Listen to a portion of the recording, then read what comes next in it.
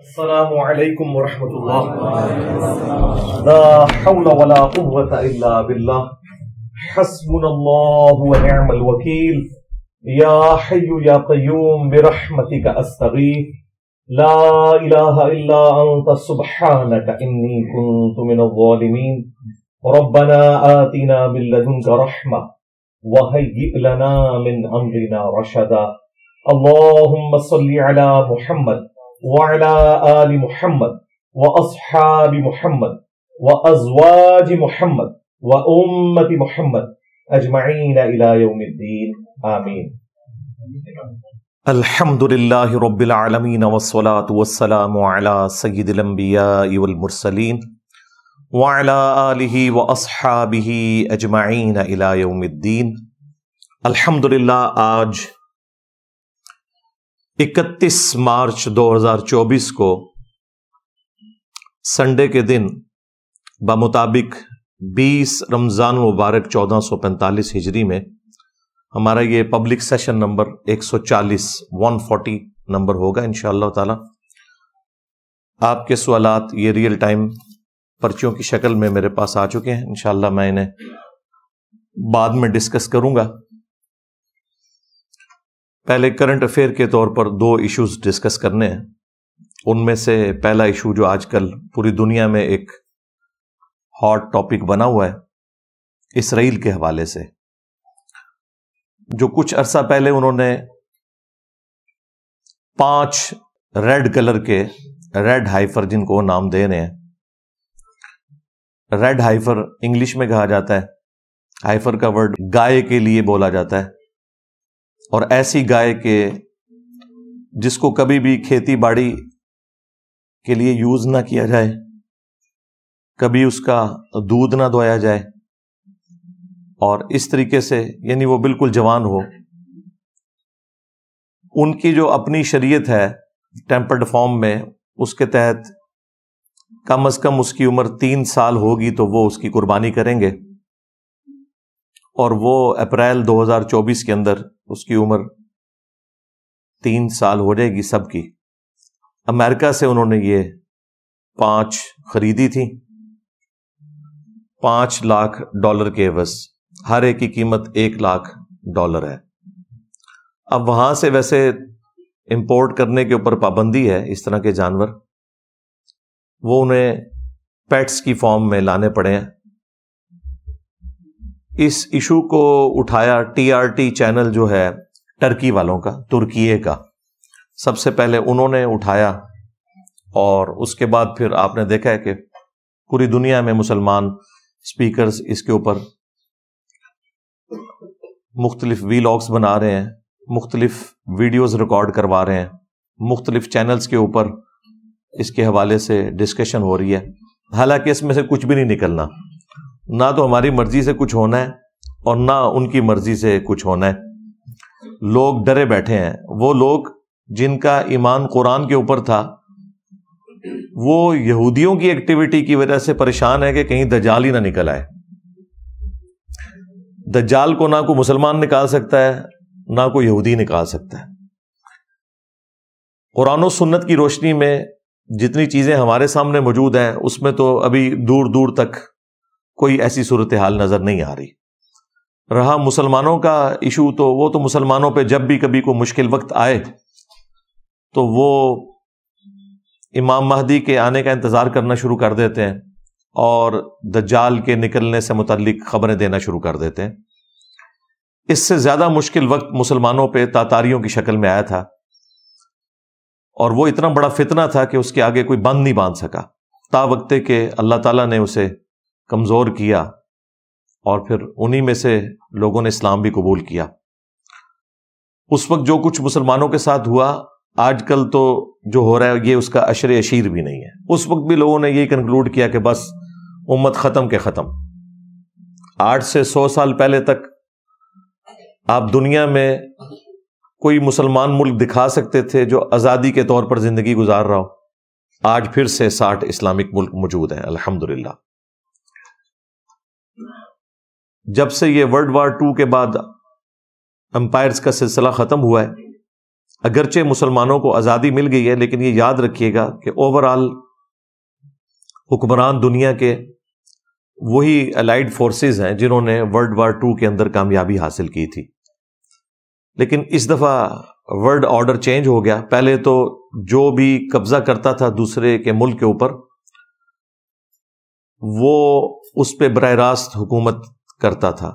لیکن اب چونکہ قوموں، نیشنز کی بنیاد کے اوپر ملک بن چکے ہیں، امپائرز ٹوٹ چکی ہیں، لہٰذا اب جو رول کرنے والا معاملہ ہے وہ ڈائریکٹ نہیں ہے، انڈائریکٹ ہے. یہ ہم لوگ جو آئے دن گلا کرتے ہیں یورپین طاقتوں کے حوالے سے، امریکہ کے حوالے سے، کہ وہ انٹرفیئر کرتے ہیں، تو ان کو حق پہنچتا ہے انٹرفیئر کرنے کا، کیونکہ انہوں نے دنیا کو فتح کیا ہے.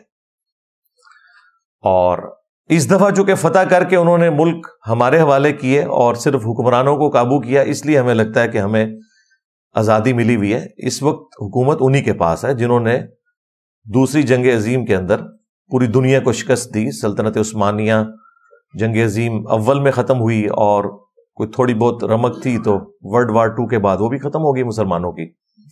لہٰذا اب اس پریزنٹ ورلڈ کے اندر صرف جوش پہ مبنی تقریریں کرنے سے، باتیں کرنے سے، وی لاگز بنانے سے کوئی مسئلہ حل نہیں ہونا، جب تک کہ ہم انہی اصولوں کے اوپر ترقی نہیں کریں گے جن اصولوں کے اوپر آج کے ماڈرن ورلڈ کے اندر قوموں نے اپنا مقام حاصل کیا، یعنی سائنس اور ٹیکنالوجی کے اندر. باقی آپ کو جو مرضی کوئی کہتا رہے کہ جی ہم 2 ارب ہیں، 2 ارب چھوڑ دیں، آپ 10 ارب بھی ہوں تب بھی کوئی فرق نہیں پڑتا جب تک آپ کے پاس ٹیکنالوجی نہیں ہے. یہ ذہن میں رکھیے گا.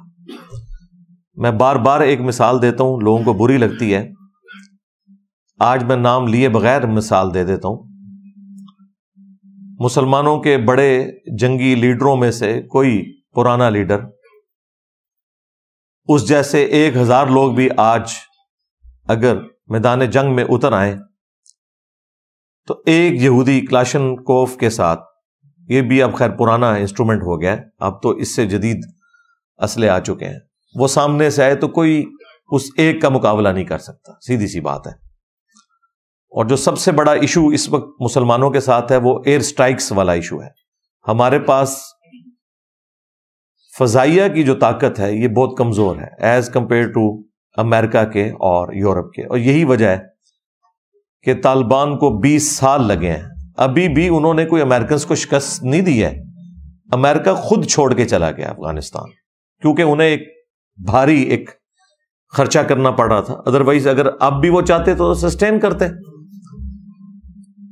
زمینی جنگ میں وہ مقابلہ نہیں کر سکتے تھے، اور اس میں بھی کوئی مسلمانوں کا بنایا ہوا اسلحہ نہیں تھا، یہ اسلحہ رشیا دیتا تھا طالبان کو. ظاہر ہے ان کے پاس تو کوئی ٹیکنالوجی نہیں ہے. رشیا نے جو کولڈ وار ہاری تھی امریکہ سے انہی افغانیوں کے تھرو، اس کا بدلہ پھر انہوں نے اتارا. تو اسلحہ ان کا، ٹیکنالوجی ان کی، اور ہمارے پاس صرف وی لاگز ہیں بنانے کے لیے، لوگوں کے خون گرمانے کے لیے. تو ان خوابوں کی دنیا سے باہر نکلیں اور ریئل ورلڈ کو پہچانیں. یہ کوئی بزدلی والا معاملہ نہیں ہے، یہ حقائق والا معاملہ ہے، اور حقائق کے ساتھ ہی دنیا چلتی ہے. سیدنا خالد ابن ولید رضی اللہ تعالیٰ عنہ اگر میدان جنگ میں تلوار کے ساتھ آتے تھے تو سامنے سے رومن جنرل بھی تلوار کے ساتھ ہی آتا تھا. یہ نہیں تھا کہ اس کے ہاتھ میں کوئی پسٹل تھی، ورنہ وہ تو حضرت خالد ابن ولید کو قریب بھی نہ لگنے دیتا. تو یہ جو آپ کو ایک جھوٹ بولا جاتا ہے نا کہ برابر کا اسلحہ نہیں تھا اور صحابہ کرام نے فتوحات حاصل کر لی، پارشلی یہ بات درست ہے. کوانٹٹی وائز ان کے برابر کا نہیں تھا، لیکن کوالٹی وائز وہی تھا. تلوار کے مقابلے پہ تلوار ہی ہوتی تھی. آج مجھے بتائیں ہمارے اسلحے کیا اس قابل ہیں کہ ہم ان کو آنکھیں دکھائیں؟ ہمارے پاس F-16 ہے، اور اس کے بھی جو پرزے خراب ہوتے ہیں، کوئی ایشو ہوتا ہے تو ہمیں امریکہ کی منتیں کرنی پڑتی ہیں. اور اسرائیل کے پاس F-35 ہے. ہاں جی، 16 دونی 32 تے 3 وچ جمع کرو تے 35 آندا ہے. F-16 اور وہ F-35، اتنا فرق ہے. اسے رن وے پہ بھی بھاگنے کی ضرورت نہیں ہے، ایسے اڑتا ہے اور ایسے ہی وہ اتر بھی جاتا ہے.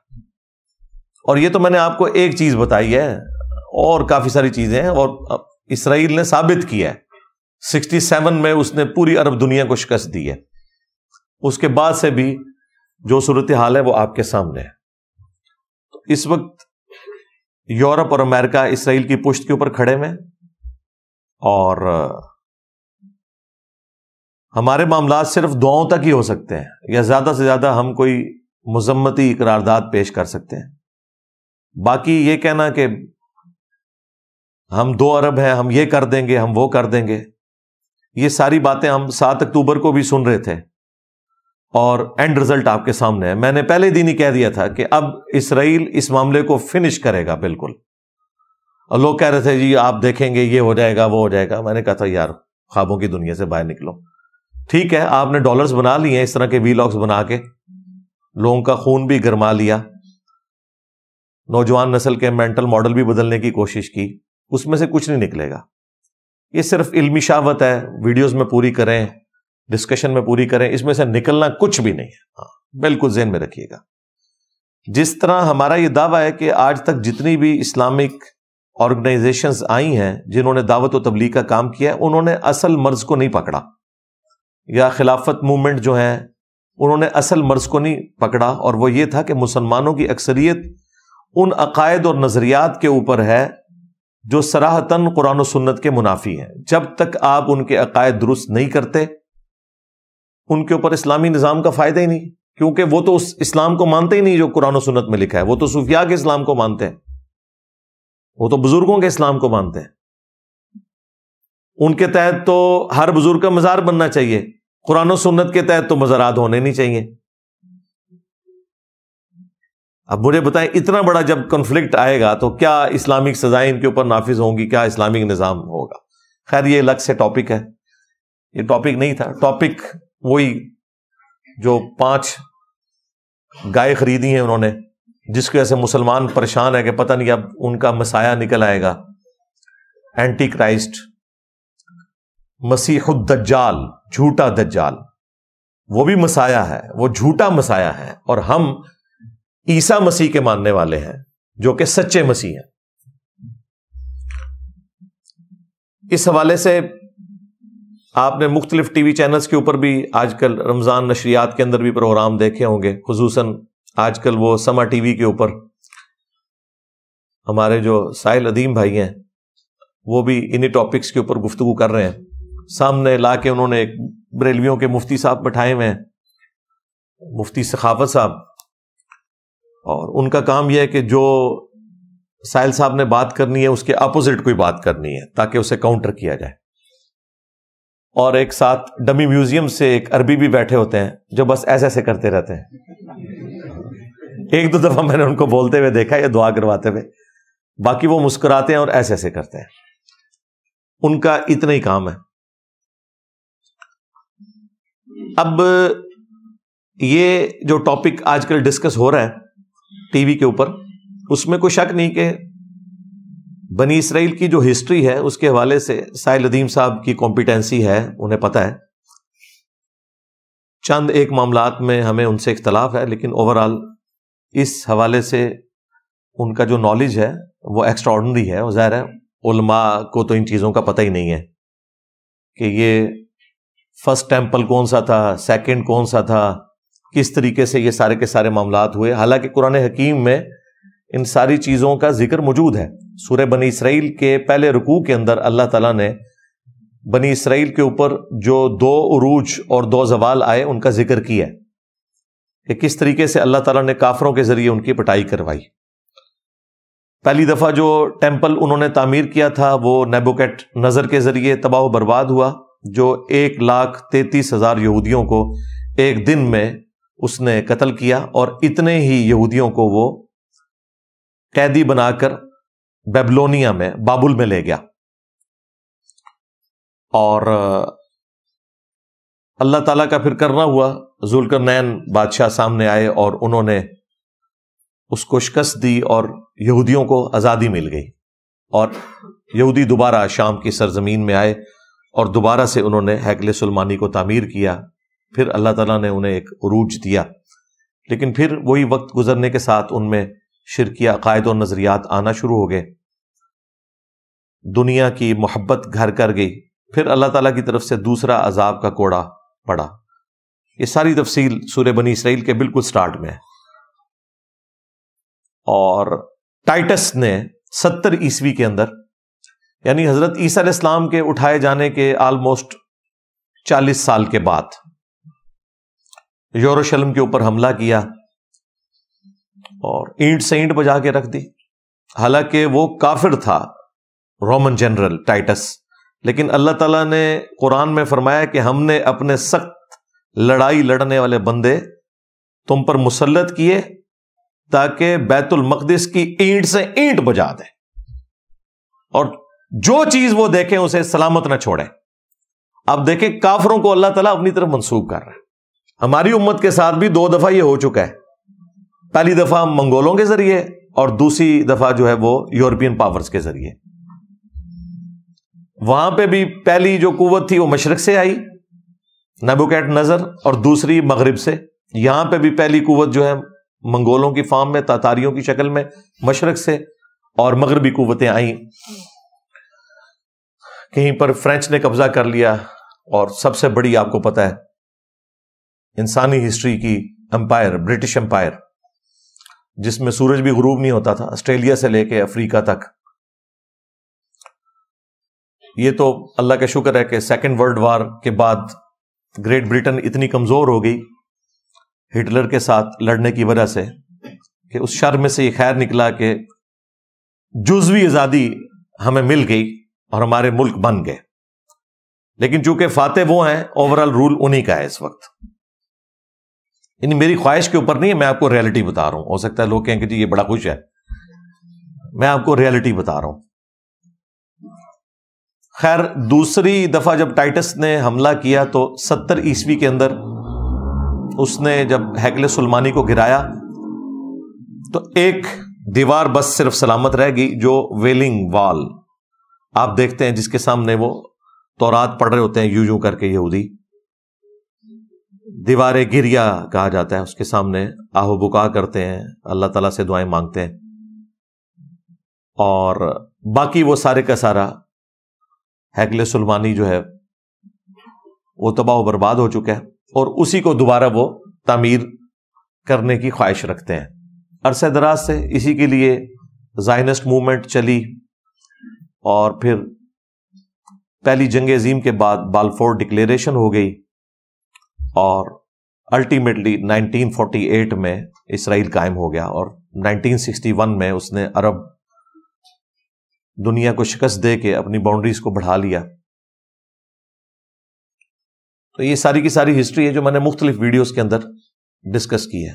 اب وہ دوبارہ سے ہیکل سلیمانی کو تعمیر کرنا چاہتے ہیں، لیکن جہاں پر یہ یروشلم میں بیت المقدس ہے، جہاں آپ کو ایک گولڈن ڈوم نظر آتا ہے جس کے نیچے وہ چٹان ہے جس سے اللہ کے محبوب علیہ السلام معراج پر تشریف لے گئے تھے، اور اس سے چند 100 میٹر کے فاصلے کے اوپر ایک مسجد ہے جس کا ڈارک گرین کلر کا یا آلموسٹ بلیک کلر کا چھوٹا سا گنبد ہے. وہ اصل میں مسجد اقصی ہے. ویسے تو اس پوری پہاڑی کو ہی مسجد اقصی کہا جاتا ہے. نبی الاسلام کے زمانے میں پراپر کوئی مسجد نہیں تھی. جب سورہ بنی اسرائیل میں مسجد اقصی کا ذکر ہے، ایلیا کا یا یروشلم کا، تو مسجد اقصی کا مطلب ہے دور کی مسجد. وہ پورے پہاڑ کو ہی حرم کہا جاتا ہے.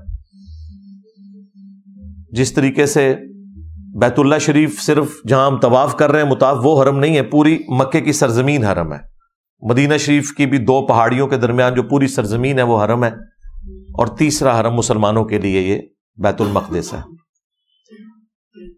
بیت المقدس مسلمانوں کا قبلہ اول نہیں ہے، یہ قبلہ اوسط ہے. مسلمانوں کا قبلہ اول خانہ کعبہ شریف ہے، ابراہیمی قبلہ.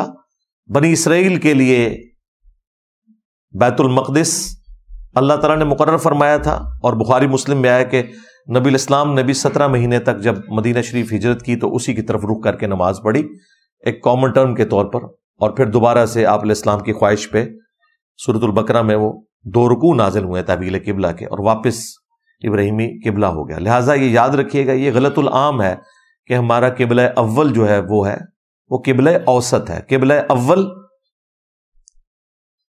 بیت اللہ شریف ہے. سورہ آل عمران میں واضح ہے کہ پہلا گھر جو اللہ تعالیٰ نے مقرر کیا کہ لوگ وہاں آ کر عبادت کریں، جو ساری انسانیت کے لیے ہدایت ہے، وہ ہے جو کہ بکہ کے اندر ہے. بکہ اور مکہ یہ دو نام ایک ہی شہر کے ہیں. جس طرح ہمارے پڑوسی ملک میں بمبے ہے اور ممبئی بھی بولا جاتا ہے اور بمبئی بھی، میم اور با دونوں کے ساتھ، اس طرح یہ بکہ اور مکہ دونوں مکے کے لیے ہی ٹرمز یوز ہوتی ہیں.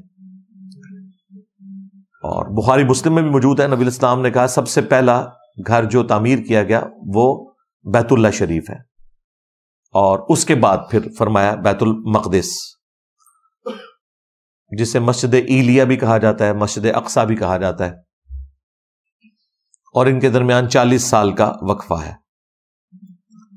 خیر، وہ بیت المقدس کی جو وہ پوری پہاڑی ہے جس کے اوپر ایک کارنر کے اوپر ویلنگ وال ہے، اور قبۃ الصخرہ وہ چٹان والا گنبد، اور مسجد ایک جسے مسجد اقصیٰ کہا جاتا ہے، یہ قبلی ماسک بھی بولا جاتا ہے اس کو، یہ پورے کے پورے پہاڑ کو حرم کہا جاتا ہے. اسی مسجد کے نیچے وہ سرنگیں کھودتے رہتے ہیں آئے دن کہ جی ہم تابوت سکینہ کی تلاش کر رہے ہیں، جو اکثر مسلمان وائزین آپ کو کہتے ہوئے سنائی دیں گے کہ وہ اس کی بنیادوں کو کمزور کر رہے ہیں، اور ظاہر ہے اس کے لیے انہوں نے بہانہ یہ تلاش کیا ہوا ہے. وہ کسی بھی وقت اپنے وزن پہ بھی گر سکتی ہے، ظاہر ہے وہ چٹان ہے اور اس کے نیچے آپ اتنی زیادہ جب کھدائی کریں گے تو وہ کمزور ہو کے گر بھی سکتی ہے. خیر، وہ ڈائریکٹلی بھی گرا دیں تو اس وقت تو پاور میں سیدھی سی بات ہے. یہ جو اپریل 2024 کا لوگ انتظار کر رہے ہیں کہ وہاں پہ انہوں نے جو 5 ہائفر منگوائی ہوئی ہیں گائے، ان کی قربانی کرنی ہے، اور اس کے بعد انہوں نے وہ ایکٹیویٹی پرفارم کرنی ہے، ٹیمپل کی تعمیر دوبارہ سے شروع کر دینی ہے، اس کے لیے قربان گاہ بھی انہوں نے بنا لی ہے. تو این ممکن ہے کہ یہ ایکٹیویٹی پرفارم ہی نہ ہو سکے. اگر ہو بھی جائے تو ضروری نہیں ہے کہ اس کے بعد وہ اگلا معاملہ بھی وہ چلا سکیں. یہ خواہش بڑے عرصے سے ان کی چل رہی ہے، اور اگر وہ بھی کرنے میں کامیاب ہو جائیں تب بھی اس کا کوئی دجال کے نکلنے کے ساتھ تعلق نہیں ہے. وہ اللہ نے اپنی مرضی سے ہی نکالنا ہے جب بھی نکالنا ہے. ہاں، ان کا یہ عقیدہ ہے کہ اس کے بعد جب تیسرا ٹیمپل بن جائے گا تو ہمارا مسایہ آئے گا. یہ ان کا عقیدہ ہے، یہ مسلمانوں کا عقیدہ نہیں ہے. ہاں، مسلمانوں کا یہ عقیدہ ہے کہ جھوٹا مسایہ آئے گا جو یہودیوں کو لیڈ کرے گا، اور سچے مسایہ عیسیٰ ابن مریم ہے جو اس دجال کو قتل کریں گے. اور اس کے اوپر میں کافی دفعہ تفصیلاً ویڈیوز بنا چکا ہوں. آج ٹاپک نہیں کہ میں اسے ڈسکس کروں، آج اس مین ٹاپک کو ہم ڈسکس کر رہے ہیں. اس حوالے سے جو اس وقت ٹیمپرڈ فارم میں تورات موجود ہے، انجیل مقدس کے نام سے جو بائبل سوسائٹی انارکلی لاہور والے ہیں وہ مفت بھی بھجوا دیتے ہیں. ویسے اس کا PDF بھی پروفیشنل اویلیبل ہے گوگل کے اوپر، اگر آپ جائیں ٹائپ کریں تو آپ کو مل جائے گا. اس میں جو اولڈ ٹیسٹمنٹ ہے تورات، اور نیو ٹیسٹمنٹ یعنی انجیل، اور باقی انبیاء کے صحائف اور زبور اور باقی جو چھوٹی چھوٹی کتابیں ہیں وہ اس کے اندر موجود ہیں. اس میں جو اولڈ ٹیسٹمنٹ ہے اس میں آپ کو ایک چیپٹر ملے گا بک آف نمبرز، گنتی کا باب. اس میں جو چیپٹر نمبر 19 ہے اس میں پاکی حاصل کرنے کا طریقہ، یہ ایک باقاعدہ پورا چیپٹر ہے جس میں آلموسٹ 22 آیات ہیں. اس میں جو یہودیوں کے ہاں پاکی حاصل کرنے کا طریقہ ہے ان کے پریسٹ کے لیے، یا ربائی ان کو کہتے ہیں، وہ ان کے لیے وہ یہ ہے کہ سرخ کلر کی گائے کو ذبح کیا جائے، اور اسپیسیفکلی حضرت موسیٰ علیہ السلام کے حوالے سے ایک واقعہ اس میں موجود ہے. وہی لیگیسی وہ پھر آگے لے کے چل رہے ہیں. یہ واقعہ قرآن کے اندر بھی آیا، لیکن زمین و آسمان کا فرق ہے دونوں واقعات کے اندر. ظاہر ہے ہم تو وہی واقعہ مانیں گے جو قرآن میں ہے. پہلے میں آپ کو بتاتا ہوں کہ توریت کے اندر کون سا واقعہ لکھا ہوا ہے. توریت کے اندر یہ واقعہ لکھا ہوا ہے کہ موسیٰ علیہ السلام کو اللہ تعالیٰ نے حکم دیا کہ وہ اس طرح ایک بچڑے کی قربانی کریں گے جو شوخ ریڈ کلر کا ہو. قرآن نے اس کے لیے جو ورڈ یوز کیا ہے وہ شوخ زرد کلر ہے. اب جو لنگوسٹک کے ماہر ہیں وہ کہتے ہیں کہ یہ بیسیکلی ایک لینگویج کا بیریئر ہے. عربی زبان میں اس کے ایکویلنٹ یہی ورڈ یوز ہوتا تھا. ویسے بھی ڈارک زرد کلر اور شوخ ریڈ کلر آلموسٹ قریب قریب ہوتے ہیں، لہٰذا اس میں زیادہ تحقیق میں پڑھنے کی ضرورت نہیں ہے. بہرحال وہ ایک یونیک قسم کا بچڑا تھا جس کی پوری تفصیلات سورۃ البقرہ میں آئی ہیں، جو انہوں نے بہانے کیے کہ ہمیں بتایا جائے کس رنگ کا ہو، اور پھر اللہ تعالیٰ نے ایک ایک چیز اس کی کھول کے بیان کی. شکر اینڈ پہ انہوں نے انشاءاللہ کہا، قربانی کرنے میں وہ کامیاب ہو گئے. قرآن تو اس کی ریزن یہ بتاتا ہے کہ چونکہ سامری جادوگر نے ایک بچڑا بنایا جو کہ بولتا بھی تھا، اور وہ بنی اسرائیل کے لیے آزمائش تھی، اور اللہ تعالیٰ نے اسے اپنی طرف منسوب کیا ہے کہ ہم نے فتنے میں ڈالا ہے تیری قوم کو، اے موسیٰ، جو تو نے کوہ طور پہ آنے کی جلدی کی تو ہم نے تیری قوم کو فتنے میں ڈال دیا، اور سامری نے یہ سارا کام ان کے ساتھ کر دیا. سامری کو نظر آ گیا کہ حضرت جبرائیل علیہ السلام کے پاؤں کی خاک جو ہے اس کی برکت اس نے دیکھ لی. وہ جہاں پاؤں پڑتا تھا وہاں سبزہ نکل آتا تھا. قرآن میں اشارتاً اس بات کا ذکر موجود ہے کہ اس نے رسول کے پاؤں کی خاک لی، یعنی وہ حضرت جبرائیل علیہ السلام کے، اور ان کا پاؤں تھا یا ان کی سواری کا پاؤں تھا. بہرحال اتنی تفصیلات میں تو ہمیں جانے کی ضرورت نہیں ہے. بہرحال اس کو to cut the story short, اس نے وہ بچڑے میں ڈالی اور اس میں سے آواز نکلنی شروع ہوگی، اور وہ بھی ایک رینڈم آوازیں تھی. یہ نہیں تھا کہ وہ لوگوں کے ساتھ ڈائریکٹ کلام کر لیتا تھا، بس جو بے ڈھنگم قسم کی آواز نکل آتی تھی. اور سامری نے کہا کہ یہ ہے تمہارا رب. 70,000 اصحاب موسیٰ جو صحابہ تھے مرتد ہو گئے ایک دن کے اندر، اور بعد میں پھر قتل مرتد کی سزا آئی ان کے لیے.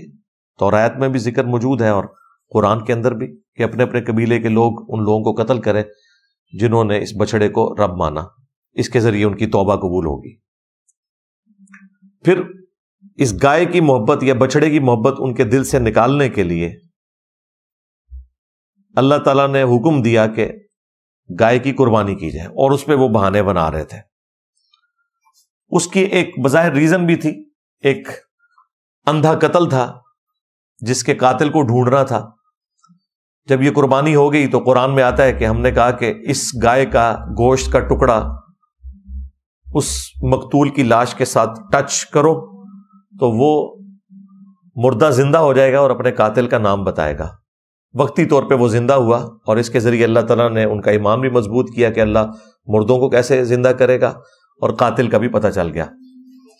یہ نہیں ہے کہ دوبارہ پھر وہ زمین پہ چلنا پھرنا شروع ہو گیا، نہیں، وقتی طور پہ گواہی دی پھر وہ دوبارہ مر گیا.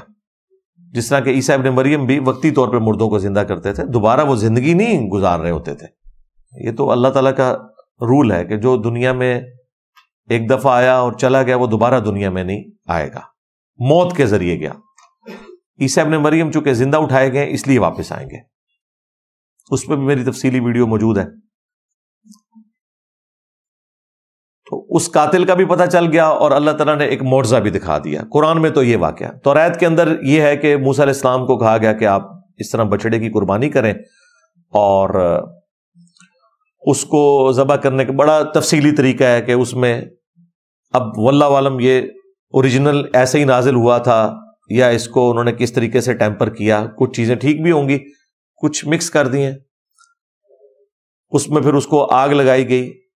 قرآن میں بھی بچڑے کو آگ لگانے کا ذکر ہے، لیکن اس بچڑے کو جو انہوں نے زیورات کو پگھلا کے بنایا تھا. اس میں تو اس بچڑے کا ذکر ہے کہ اسے آپ راکھ بنائیں اور اس کی راکھ کو پھر پانی سے مکس کریں، اور پھر اس کے ذریعے جو غسل کرے گا اسے پاکیزگی حاصل ہوگی. اور یہ ایکٹیویٹی وہ دوبارہ سے پرفارم کرنا چاہتے ہیں چند پریسٹ کے اوپر، ربایوں کے اوپر، تاکہ وہ اپنا تھرڈ ٹیمپل جو ہے اس کی تعمیر کا آغاز کریں پاک و صاف ہو کے. ان کے پیچھے یہ سٹوری ہے اس کی. تو یہ میں نے آپ کو توریت والا جو ورژن ہے وہ بھی بتا دیا کہ اس کے اندر کس حوالے سے لکھا ہوا ہے. قرآن کے ساتھ اس کا کوئی لینا دینا نہیں. اور یہ ذہن میں رکھیے گا کہ ہم نالج کے طور پر ضرور انجیل کو، تورات کو پڑھتے ہیں، لیکن اس کی کسی بات کو بھی درست نہیں سمجھتے اس وقت تک جب تک کہ وہ فٹ ان نہ بیٹھے قرآن کے ساتھ. کیونکہ سورۃ البقرہ میں، سورہ آل عمران میں اللہ تعالیٰ نے فرمایا کہ ان کتابوں کے ماننے والوں نے دنیا کی محبت میں، دنیا کی دولت کی لالچ میں اللہ کی آیات کو بیچ دیا اور اپنے ہاتھوں سے کتاب میں تحریف کر دی دنیا کی منفعت کی خاطر. اب اس کا حل کیا ہے؟ وہ بھی سورہ آل عمران میں آیا کہ ہم نے تورات نازل کی تھی، اس کے بعد انجیل نازل کی، اور اب الفرقان یعنی اس کتاب کو نازل فرمایا جو حق اور باطل میں تمیز کرنے والی کتاب ہے. یہ بتائے گی کہ تورات اور انجیل کی کون سی بات درست ہے اور کون سی غلط. بلکہ سورۃ المائدہ میں تو اللہ تعالیٰ نے فرمایا یہ المہیمن ہے، نگہبان ہے ان کتابوں کے اوپر. یہ ڈیسائیڈ کرے گی کہ ان کی کون سی بات درست ہے اور کون سی بات غلط ہے. تو اس طرح جو اسرائیلی روایتیں ہیں یا ان کی کتابوں میں جو کچھ آیا اس میں احتیاط کرنی چاہیے. البتہ جس طرح اس پروگرام کے اندر سائل ندیم صاحب سے وہ مفتی صاحب کہہ رہے تھے نا کہ تورات تو پڑھنا ہی گناہ کا کام ہے، اور نبی صلی اللہ علیہ وآلہ وسلم ناراض ہو گئے تھے حضرت عمر فاروق رضی اللہ تعالیٰ عنہ سے اس بات کے اوپر. اس روایت کا انہوں نے ریفرنس نہیں دیا. وہ روایت سنن دارمی میں موجود ہے اور مشکات کے اندر بھی پہلی جلد کے اندر آپ کو مل جائے گی. وہ روایت اصول محدثین کے اوپر انتہائی کمزور ہے. اس میں جو مجالد راوی ہے وہ محدثین کے نزدیک انتہائی کمزور راوی ہے.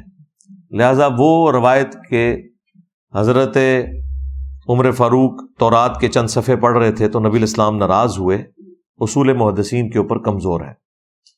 میں نے کوئی 2008-9 میں اس روایت کو بیان کیا تھا اور اوائل ہی میں نے اس سے رجوع کر لیا تھا کہ یہ اصول محدثین کے اوپر چونکہ روایت کمزور ہے، اور سب سے بڑھ کر یہ قرآن کے خلاف ہے. قرآن میں تو ایسی کوئی بات رپورٹ نہیں ہوئی ہے.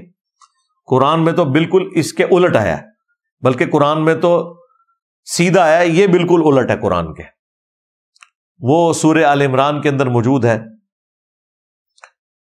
جو اونٹ کی حرمت کے پوائنٹ آف ویو سے ایک غلط عقیدہ بنا لیا تھا بنی اسرائیل نے، تو اللہ تعالیٰ نے اس کا رد کیا کہ حضرت اسرائیل علیہ السلام یعنی کہ یعقوب، یہ ان کا لقب تھا. اسرائیل کا مطلب ہے اللہ کا بندہ.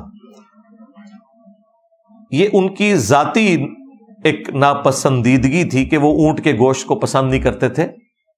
خود انہوں نے اپنے اوپر اس کو حرام کر لیا تھا یا استعمال چھوڑ دیا تھا، اور تورات نازل ہونے سے پہلے کی بات ہے. پھر اللہ تعالیٰ نے فرمایا قل فأتوا بالتوراۃ، اے نبی ان سے فرماؤ کہ تورات لے کر آؤ. فتلوہا ان کنتم صادقین، اور پھر اس کی تلاوت بھی کرو اگر تم سچے ہو. بتاؤ تورات میں کہاں لکھا ہے کہ اونٹ کا گوشت جو ہے وہ کھانا حرام ہے؟ کیونکہ حضرت موسیٰ علیہ السلام کے ذریعے اللہ تعالیٰ نے اسے واضح کر دیا تھا.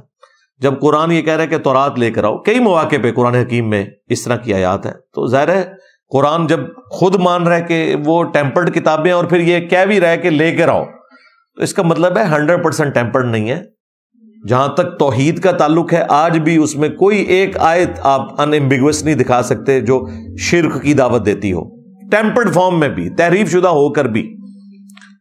ورنہ تو ہم یہود و نصارہ کو دعوت ہی نہ دے سکتے. دعوت اسی صورت میں دیں گے جب آپ اس کتاب سے بات کریں جس کو وہ خود مان بھی رہے ہو. تو ظاہر ہے کہ وہی کتابیں ہیں تورات اور انجیل. تو ان کتابوں میں بھی کئی ایک معاملات بالکل درست لکھے ہوئے ہیں آج کی ڈیٹ میں بھی. ہاں جہاں ہمیں اختلاف ہے وہ ہم بیان کر دیتے ہیں. تو قرآن حکیم کے اندر بالکل واضح موجود ہے کہ آپ تورات پڑھ سکتے ہیں، لیکن پہلے قرآن تو پڑھیں، آپ کو پتا ہو کہ قرآن کے اندر کیا لکھا ہے، پھر آپ ضرور پڑھیں. نبی علیہ السلام بھی سنن نبی داؤد میں ایک حدیث میں نے کافی دفعہ بیان کی ہے. آپ کو یہودیوں نے ایک مدرسے میں بلایا، ایک گھر کے اندر انہوں نے مدرسہ بنایا ہوا تھا، ایک بدکاری کا کیس تھا اس کے فیصلے کے لیے. تو نبی علیہ السلام کو انہوں نے ایک بڑی گدی دی جس کے اوپر آپ تشریف فرما ہوئے، اور تھوڑی دیر بعد تورات لائی گئی تو نبی الاسلام نے اپنی پیٹھ کے نیچے سے وہ گدی نکال کے سامنے رکھی اور خود زمین پر بیٹھ کے اور تورات کو رسپیکٹ دیتے ہوئے، حالانکہ ٹیمپرڈ تھی، اس گدی کے اوپر رکھا، اور پھر آپ نے ساتھ بولا آمنت بک، میں ایمان لایا تجھ پر، وبمن انزلک، اور ایمان لایا اس پر جس نے تجھے نازل کیا۔ نبی الاسلام نے ٹیمپرڈ تورات کی بھی یعنی عزت کی اور کہا کہ میں اس پر بھی ایمان لایا اور اس کے نازل کرنے والے کے اوپر بھی ایمان لے کر آیا۔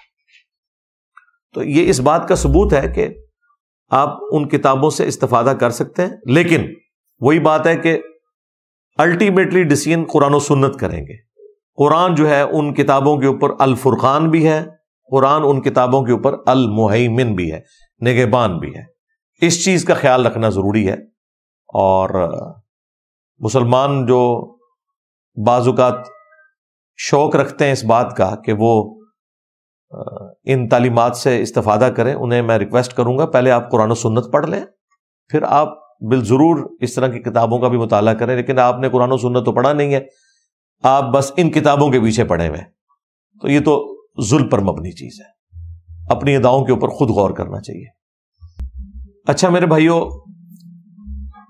جہاں تک دجالی سسٹم کا تعلق ہے تو یقیناً ایک سسٹم ایسا ہے جو وقت کے ساتھ ساتھ دجال کو ریسیو کرنے کے لیے تیار بیٹھا ہے،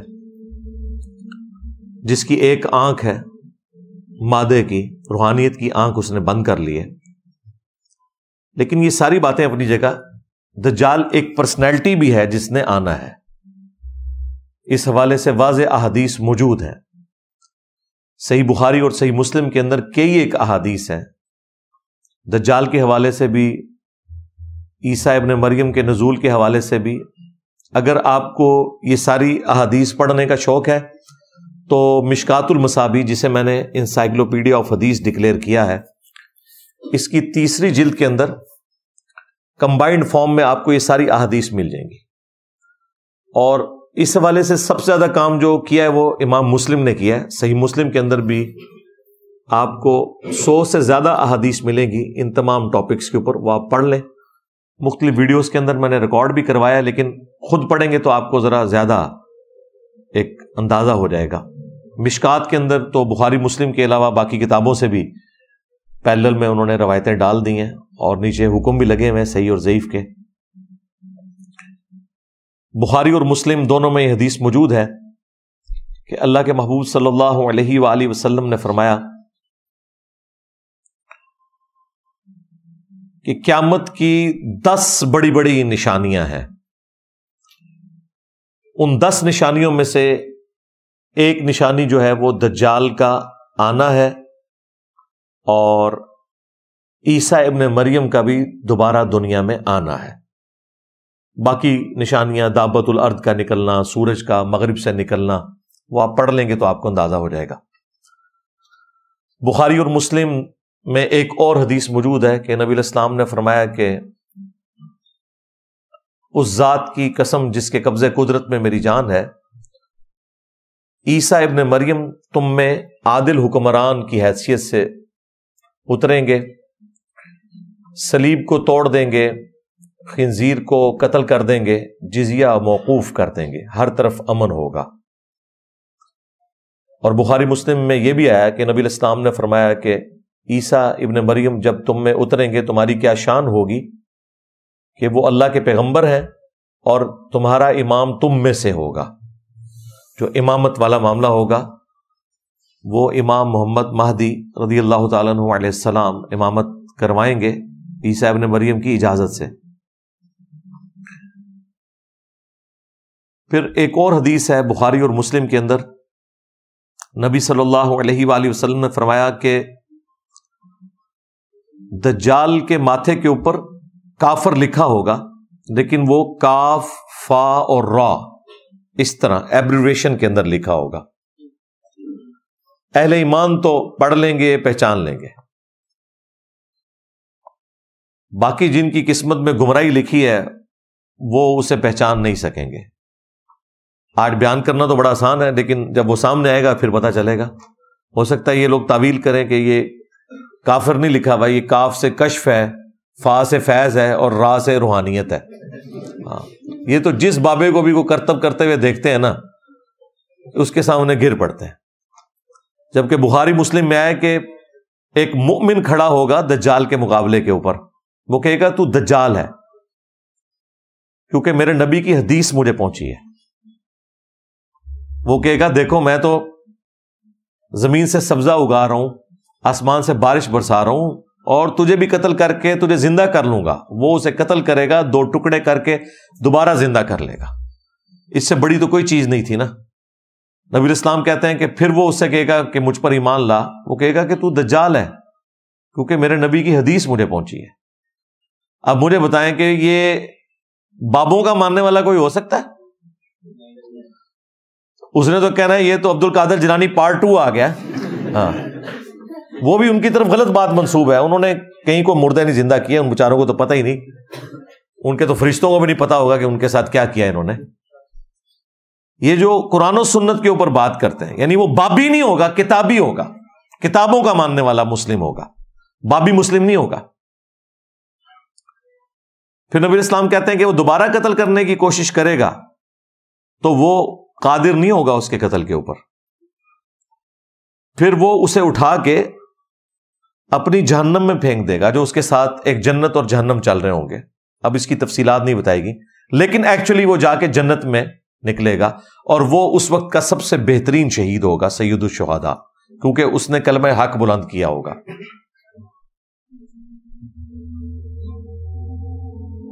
تو یہ سید الشہداء کی جو لیگیسی ہے یہ قیامت تک چلنی ہے. المستدرک للحاکم میں حدیث ہے کہ حمزہ ابن عبد المطلب سید الشہداء ہے، اور ہر وہ شخص سید الشہداء ہے کہ جو جابر حکمران کے سامنے کلمہ حق بلند کرے یہاں تک کہ اسے قتل کر دیا جائے. اسی حدیث کے تحت ہم امام حسین علیہ السلام کو بھی سید الشہداء کہتے ہیں. وہ بعض ناسبی کہتے ہیں یہ تو حضرت حمزہ کا لقب تھا. وہ حدیث پوری پڑھیں، صرف حضرت حمزہ کے لیے نہیں ہے. قیامت تک ہر وہ انسان جو کلمہ حق بلند کرے اور اس کی پاداشت میں اسے قتل کر دیا جائے وہ سید الشہداء ہی کہلائے گا. پھر ایک اور بڑی انٹرسٹنگ حدیث ہے بخاری اور مسلم میں کہ جب آخری فیصلہ کن جنگ ہوگی مسلمانوں اور یہودیوں کی، ظاہر کرسچنز تو اسلام قبول کر لیں گے عیسیٰ ابن مریم کی وجہ سے، تو اگر کسی درخت یا پتھر کے پیچھے بھی کوئی یہودی چھپا ہوگا نا تو اللہ تعالیٰ اس درخت اور پتھر کو زبان دے گا. یہ میدان جنگ کی بات ہو رہی ہے، عام حالت کی نہیں ہے. اور وہ بولے گا کہ اے مسلم، میرے پیچھے یہودی ہے، اسے قتل کر دے. یہ باقاعدہ الفاظ ہیں، اے مسلم، اے بریلوی، اے دیوبندی، اے شیعہ، اے وہابی، اے حنفی شافی مالکینی، اے مسلم.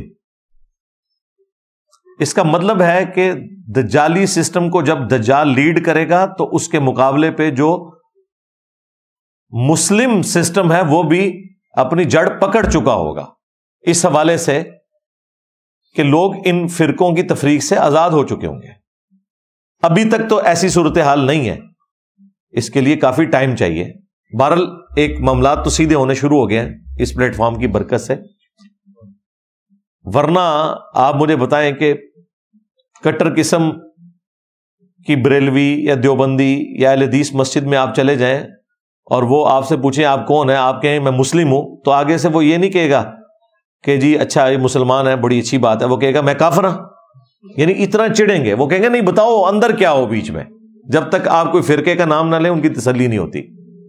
تو یہ لوگ تو پھر اس درخت یا پتھر کی آواز کے اوپر لبیک نہیں کہہ سکتے. انہوں نے تو ماننا ہی نہیں ہے. انہوں نے کہنا انجینئر صاحب دی کو ویڈیو چل پئی ہے پیچھوں، مسلم رٹ لائز، یہی کہتے ہیں نا. البتہ نبی اسلام نے فرمایا ایک درخت ہے غرقد کا، ایک بہت بڑی جھاڑی ہوتی ہے، اس میں کئی بندے بھی چھپ جائیں وہ نظر نہیں آتے، بڑی گھنی قسم کی جھاڑی. وہ یہودیوں کا درخت ہے، وہ ان کو پناہ دے گا، جس کی کاشت وہ کرتے ہیں بڑی کثرت کے ساتھ.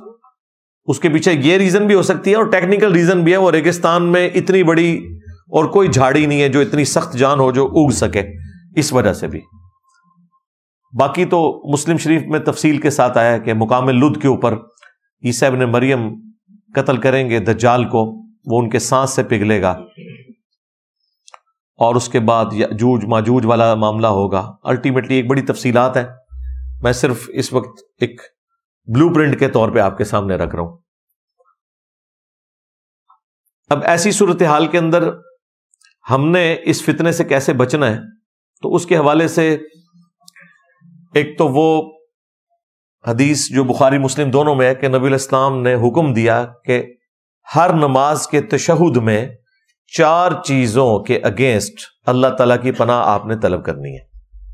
اللہم انی اعوذ بک من عذاب جہنم ومن عذاب القبر ومن فتنة المحیا والممات ومن شر فتنة المسیح الدجال۔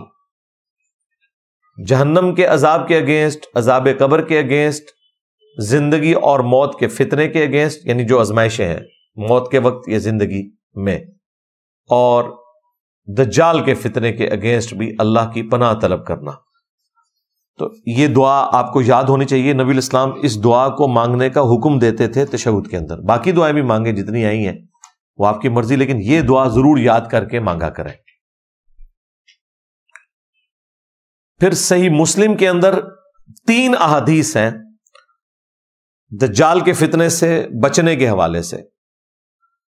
ایک حدیث میں ہے کہ سورۃ الکہف کی جو پہلی 10 آیات یاد کر لے گا وہ دجال کے فتنے سے بچے گا۔ ایک حدیث میں آیا آخری 10 آیات، اور ایک جو تیسری تفصیلی حدیث ہے جس میں دجال کے قتل کا ذکر ہے اور عیسیٰ ابن مریم کا، اور باقی ساری تفصیلات مسلم شریف میں تفصیلاً حدیث ہے وہ۔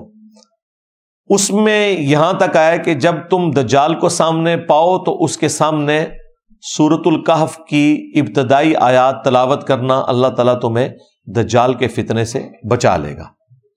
تو یہ احادیث بالکل واضح ہے کہ یہ کوئی دجال کے ساتھ ہم نے کوئی علمی ڈیبیٹ نہیں کرنی سورۃ الکہف کے مضامین کے اوپر کہ جی اس میں جو اصحاب الکہف کا واقعہ آیا ہے اس کے پیچھے لاجک کیا ہے، ذوالقرنین بادشاہ کا جو واقعہ آیا، قصہ موسیٰ اور خضر آیا، ٹھیک ہے وہ آپ ضرور علم حاصل کریں، میں نے بڑی تفصیل کے ساتھ ویڈیوز ریکارڈ کروائی ہیں، لیکن دجال کے ساتھ آپ نے کوئی علمی اس حوالے سے بحث نہیں کرنی ہوگی کہ بھئی اس میں آپ کو بتاتا ہوں اس کے پیچھے کیا ہے، نہیں، آپ نے صرف یہ آیات تلاوت کرنی ہے، اللہ تعالیٰ آپ کو فتنے سے بچا لے گا۔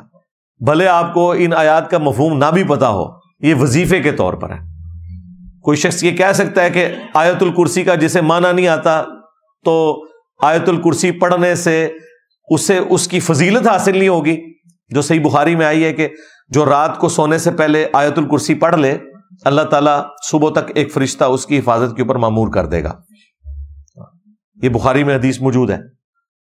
تو ترجمہ آتا ہو نہ آتا ہو یہ فضیلت اپنی جگہ ہے، باقی قرآن سے جو عقائد کے لیے آپ نے اسے ترجمے سے پڑھنا ہے وہ تو بہت ضروری ہے، وہ ایک الگ بات۔ میں اصل میں ان لوگوں کا رد کر رہا ہوں جو اس میں اتنی باریک علمی بحثیں کرتے ہیں اور عوام الناس کو الجھا کے رکھ دیتے ہیں کہ پتہ نہیں سورۃ الکہف میں سے ہم نے کیا نکالنا ہے۔ آپ نے عام بندے نے یہ نکالنا ہے کہ یہ پہلی 10 آیات آپ نے یاد کر لینی ہے۔ ہاں، جامع ترمذی میں 3 آیات کا بھی ذکر ہے لیکن وہ راوی کا وہم ہے، لیکن اس میں ہے کہ جو اس کی روزانہ تلاوت کرے، تو اسے میں نے آپٹیملی یہی سمجھا ہے کہ جو روزانہ 10 آیات کی تلاوت ایک دفعہ کر لے گا ظاہر ہے کہ اسے پھر یاد بھی رہیں گی، لہٰذا روزانہ ایک دفعہ پہلی 10 آیات کو آپ پڑھ لیا کریں سورۃ الکہف کی، تاکہ زبانی یاد ہو جائے۔ میں تو الحمدللہ سالوں سے پڑھ رہا ہوں، تو شروع ہی میں پڑھنے سے زبانی یاد ہو گئی تھی، تو آپ بھی اپنی روٹین بنائیں۔ یہ وہ وظائف ہیں جن کے ذریعے آپ دجال کے فتنے سے بچ سکتے ہیں۔ باقی جہاں تک اس وقت اسرائیل کا معاملہ ہے، فلسطین کا ایشو ہے، غزہ کا، اس کے حوالے سے میں تفصیلاً ویڈیوز ریکارڈ کروا چکا ہوں، وہ انشاءاللہ ڈسکرپشن میں ہم لنک ڈال دیں گے جسے شوق ہوا۔ فلسطین کے حوالے سے میں نے پورا کاؤنٹر نیریٹو دیا ہے 12 پوائنٹس کا، حکمرانوں کے کرنے کا کام کیا ہے، عوام کے کرنے کا کام کیا ہے، کس طریقے سے ان معاملات کو لے کے چلنا ہے۔ دوسری ویڈیو ہے دجال کے فتنے سے متعلق تفصیلی ویڈیو، اور تیسری ویڈیو عیسیٰ ابن مریم نے جو دنیا میں دوبارہ تشریف لانا ہے، حیات مسیح اور نزول مسیح علیہ السلام کے حوالے سے جتنے بھی وسوسے ہیں وہ میں نے الحمدللہ سیٹل کیے ہیں قرآن و سنت کی روشنی میں. ان 3 ویڈیوز کو ہم ڈسکرپشن میں ڈال دیں گے، بلکہ کامنٹس میں بھی ڈال کے پن کر دیں گے، کیونکہ ہر دفعہ میں ایک بات کے اوپر تفصیلاً گفتگو نہیں کر سکتا. یہ چونکہ تقاضا تھا کہ کچھ چیزیں اس کے ساتھ جڑی ہوئی تھی، میں نے اس لیے بیان کر دی. تو اینڈ رزلٹ یہی ہے کہ کوئی ٹینشن لینے کی ضرورت نہیں ہے میرے بھائی، اس طرح کرنے سے کوئی نہیں دجال نے نکلنا. ہاں بعض لوگوں نے وی لاگس بنا کے اپنے ڈالرز کھڑے کر لینے ہیں اور بار بار کرتے رہنا ہے، اینڈ پہ انہوں نے بھی معذرت ہی کر لینی ہے کہ جناب یہ ہم سے سمجھنے میں غلطی ہوئی. اس لیے اس قسم کے اٹکل پچو میں نہیں چلاتا، میں اتنا ہی بتاتا ہوں کہ اتنا ہوگا. وہ کب ہوگا؟ وہ جب ہوگا پھر ہی پتا چلے گا. یہ ذہن میں رکھیے گا. لوگ کہتے ہیں جی پہلے پتا چلنا چاہیے. پہلے پتا ہے تو اس کا پھر علاج بھی بتا دیا، بس یہ پتا ہونا چاہیے آپ کو کہ سورۃ الکہف کی پہلی 10 آیات آپ کو آنی چاہیے. ہاں باقی آپ نے کوئی اس سے مقابلہ نہیں کرنا، نہ نبی علیہ السلام نے کہا ہے کہ آپ نے جا کے اس سے مقابلہ کرنا ہے، بلکہ کہا ہے کہ جب سامنے پاؤ تو 10 آیات پڑھنی ہے. نبی علیہ السلام نے دجال کا مقابلہ کرنے کے لیے بھی نہیں کہا کہ تلوار لے کے سامنے آ جانا ہے. وہ تو ایک مومن بےچارہ پھنس جائے گا نا، تو اس لیے اس کے ساتھ ایسا معاملہ ہوگا. ادروائز اس کا مقابلہ کرنے کی طاقت کسی میں نہیں ہے. امام مہدی مقابلہ نہیں کر سکیں گے تو باقی تو شاہی کوئی نہیں. اس لیے اللہ تعالیٰ عیسیٰ ابن مریم کو نازل فرمائے گا، کیونکہ وہ سچے مسیح ہیں، ان کے ذریعے وہ مسیح الدجال یعنی دجل کرنے والا مسیح اس کا خاتمہ ہوگا. امید ہے کہ یہ جتنی میں نے گفتگو کی اس سے آپ کو اوورآل کچھ چیزیں میں نے ڈائریکٹلی بتا دیں، کچھ انڈائریکٹلی بتا دیں، تاکہ ایک میسج کنوے ہو جائے آپ تک. باقی ماننا نہ ماننا وہ آپ کی مرضی ہے. ہمارا کام تو ہے علمی طریقے سے معاملات کو لوگوں کے سامنے ہائی لائٹ کرنا. اللہ تعالیٰ ہمیں دجال کے فتنے سے محفوظ فرمائے، اور فلسطین کے مسلمان جس تکلیف سے گزر رہے ہیں اللہ تعالیٰ غیب سے ان کی عزت آبرو جان و مال کی حفاظت فرمائے. بلکہ پوری دنیا میں مسلمان، چائنا میں، انڈیا میں، کشمیر میں، افغانستان میں، یمن میں، عراق میں، شام میں، فلسطین میں، جہاں کہیں تکلیف کی زندگی گزار رہے ہیں، پاکستان میں بھی غیب سے ان کی عزت آبرو جان و مال کی حفاظت فرمائے. صلو علی محمد و آل محمد، اللہم صلی علی محمد وعلی آل محمد واصحاب محمد وازواج محمد وامت محمد اجمعین الی یوم الدین. آمین.